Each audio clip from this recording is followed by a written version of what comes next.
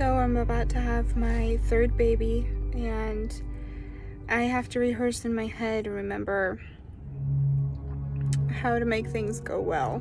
The first time I was in labor for 98 hours, I went to the hospital. I never considered any other option other than going to the hospital to give birth, and I figured they would just take care of me because they're professionals who help birth babies every day. They've been trained for years, and they have a whole team and all the supplies, and they've seen everything 100 times, and it's all routine to them.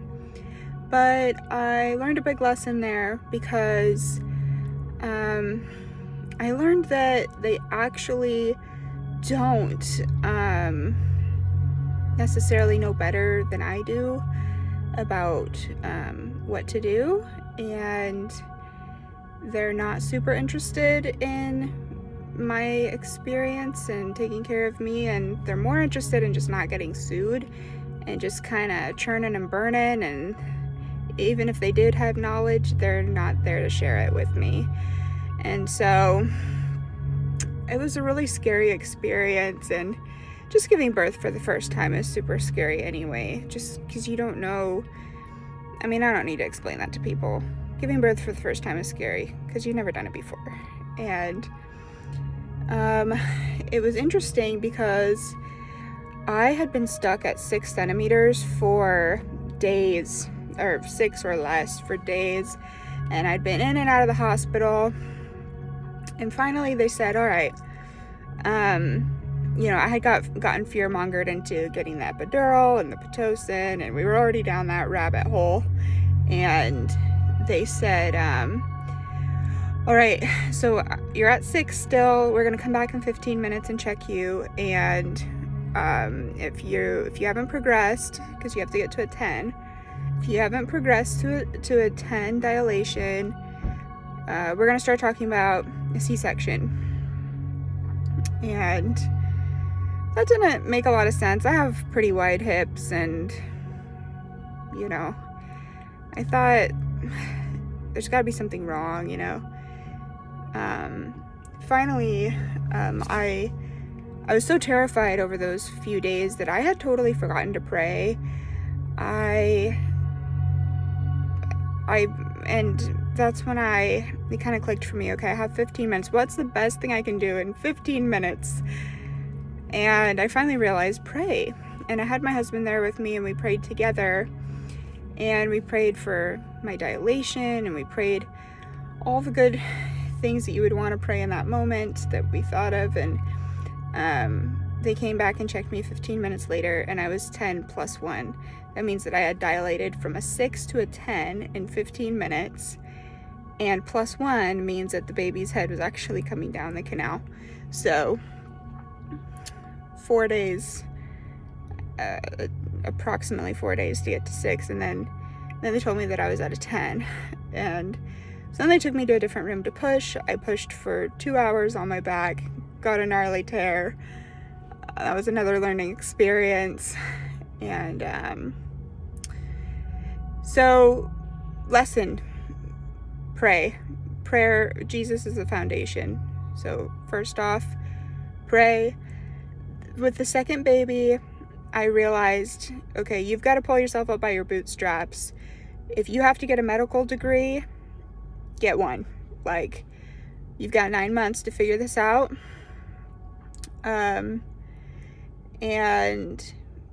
it was, again, terrifying, but in a different way.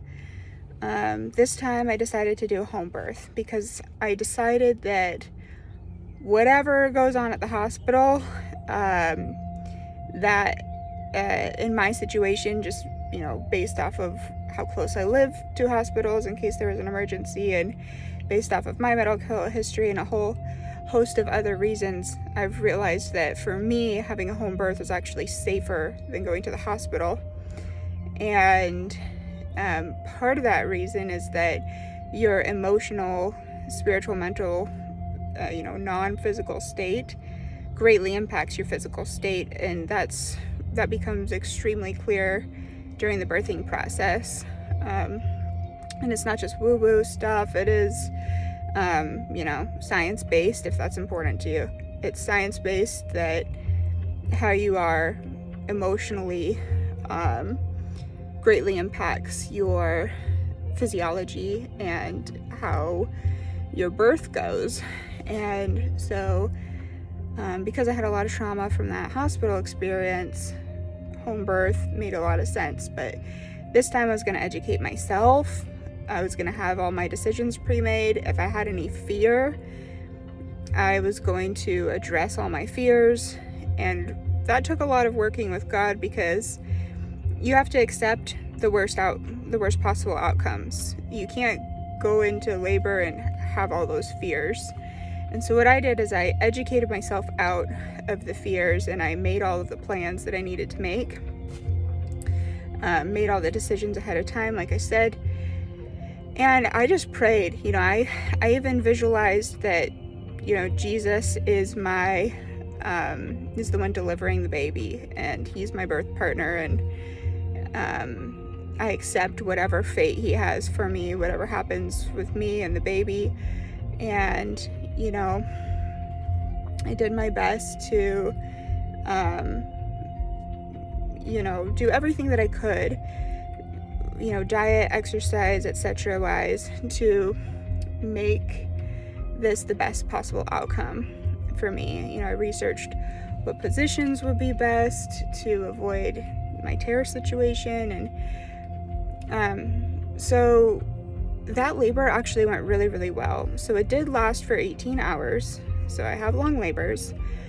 But through every contraction, I was able to cope largely because, number one, I had the foundation of prayer, and I had God, and I was having peace, and I understood that, fear is the biggest factor in things going wrong. And so just being really emotionally and mentally prepared.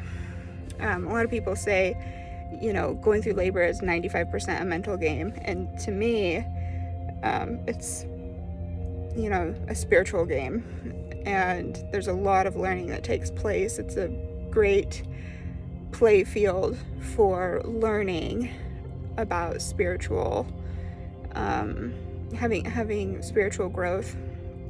And so then, it went really well.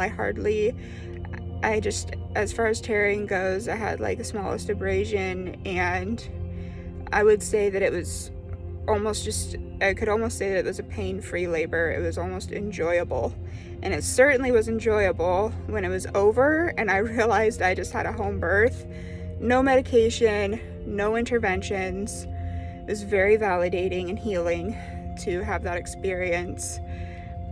And, after all the things they said and did to me at the hospital, to just know I was right, and all that fear-mongering and evil things that they said and did at the hospital, yeah, they were wrong. And it was totally unnecessary. And so here I am now, third time around, and I want to take everything that I've learned and apply it. But it's interesting because this time around, I was not motivated to do research. I wasn't motivated to get educated and try to educate myself out of the fear. Partly maybe because I had already done that work. There's a lot that I could skip over. Like I already knew the logistics of my home in relation to a hospital, for example. So like practical research like that had been done.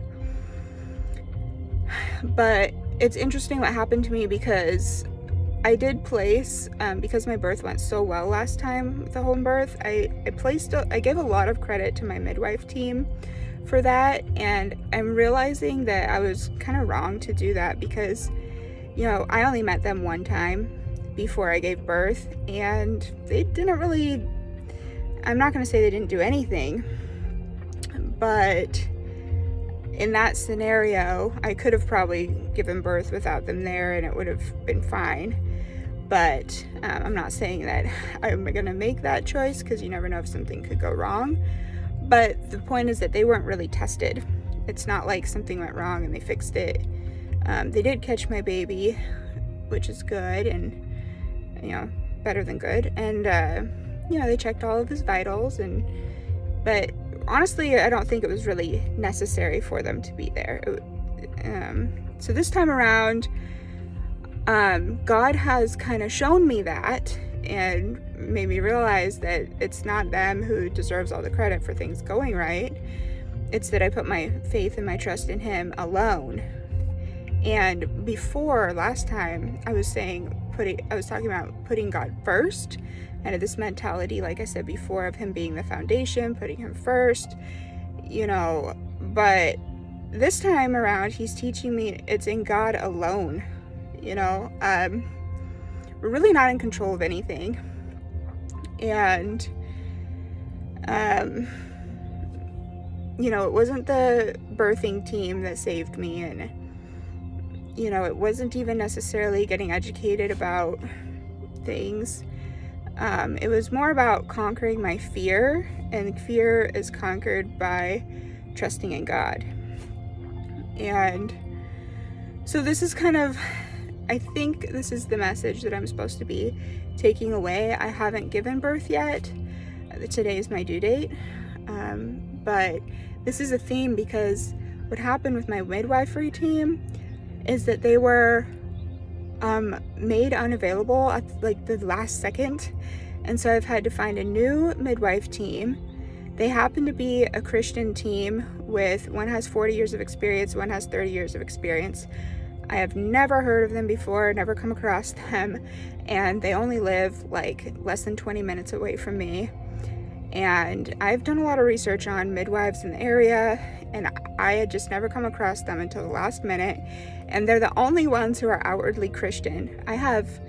Some people call this area the Shangri-La of home birth and just birth in general. I live near Seattle. We have the best doctors in the world and tons of midwife options.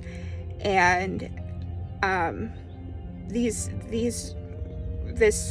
one woman and her team are more experienced than any other team, and also they just have more years under their belt, and they also are outwardly Christian, which they just became available as an alternative at the last minute. But I have a strong inclination, I have a strong message I feel that God put in my heart that says it's not about trusting them or their experience or their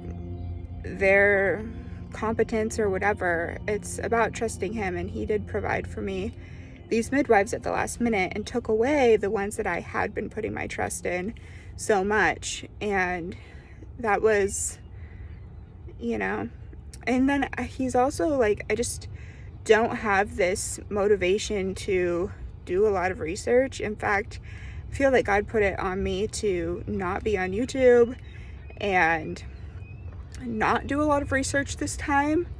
And again, maybe that's because I've already done the research. That's a little bit of why I'm not motivated, but I also feel like it's almost kind of disobedient. It goes against this lesson that I'm supposed to learn this time, which is trust in God alone. And I'm sure somebody out there will hear this and think, oh, that sounds irresponsible to not prepare yourself or something. I'm in a position where, first of all, that's just irrelevant, because this is my third time around, and so most of that work has been done. But also, I do really think that this is the way to go for me, because this is the lesson that I'm supposed to learn. And with such an experience, such a profound experience, such an intense experience, this is something that has a lot of potential to teach me things. And so we'll see how it goes. I have no idea when I'm going to go into labor, and today's my due date, so it could be any time now. And I'm just feeling actually quite relaxed and almost excited to give birth, even though some new fears have come up this time. I'm gonna try to make the choice to not be afraid, and it's not because I'm gonna educate myself out of it or prepare for the worst. It's just that I'm going to trust God and accept whatever He has for me, like I did last time, but not the same as last time, because it's not that I put God first and then plus I have all these layers of other psychological protection that I set up for myself, but it's just trust in God alone.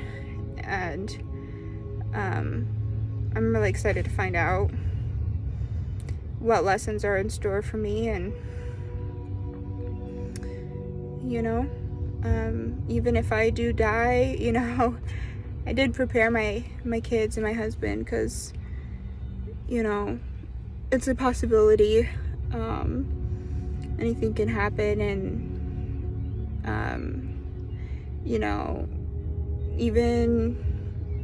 even if that happens, it's just God works all things for good for those who love Him, and He has a plan. And if it's my turn to go, then it's my turn, and I've made peace with that as much as I think I can once I'm actually in the moment.